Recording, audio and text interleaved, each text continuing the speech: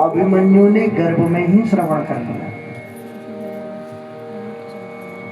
इसलिए शास्त्र कहते हैं गर्भिणी स्त्री को तो बड़े मर्यादित्व में रहना चाहिए, भगवान की पुस्तकों का ज्यादा अध्ययन करना चाहिए, सत्संग में ज्यादा उसका ध्यान रहना चाहिए, किसी प्रकार का क्रोध नहीं करना चाहिए, किसी प्रकार की लालसा नहीं रखनी चाहिए, किसी भी प्रकार की लालसा नहीं रखनी है, क्रोध नहीं रखना है, लोभ नहीं रखना है, ऐसी अभक्ष चीजों का सेवन नहीं करना है। गर्भिणी स्त्री की बात बता रहे हैं, ध्यान से सुनना। और जितना हो सके वह स्त्री को सत्संग लाभ लेना चाहिए।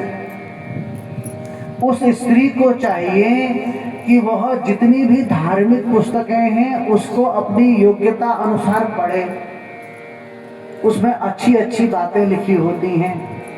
और गर्भिणी स्त्री को चाहिए इधर उधर अन्यत्र इत्यादि ना जाए।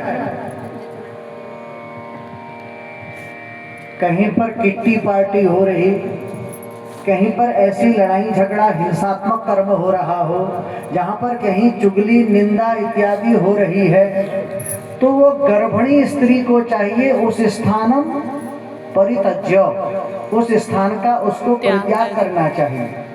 गर्भिणी स्त्री को देहली पर नहीं सोना चाहिए। गर्भिणी स्त्री को हमेशा प्रसन्न चित्त रखना चाहिए, खुश प्रसन्न हंसते हुए। किसी भी प्रकार का लोभ लालच क्रोध द्वेष बैर ईर्ष्या ये नहीं करनी चाहिए।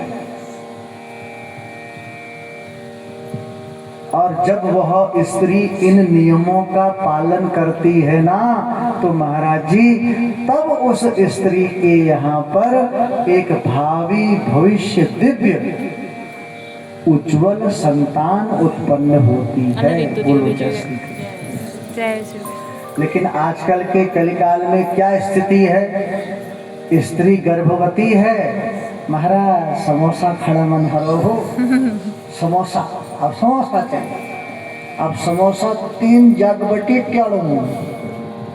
अब हम कोनो हमारे संतान सिद्ध हो तो कावे सिद्ध हो, जब 3 जगबटी टेड़ समोसा खाना हा तो सिद्ध संतान कावे हो है?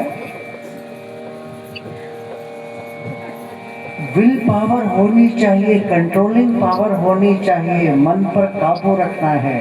अगर आपने एक अच्छी संतान को जन्म देना है तो पहले इन नियमों का पालन करना होगा। बोलो जय श्री कृष्ण।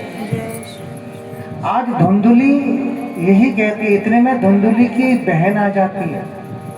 अच्छा, उसके 4 बच्चे पहले से हैं, 5वां पेट में है। अब धुंधुली कहती है, देख बहन मैं तेरे से एक बात कहती हूँ,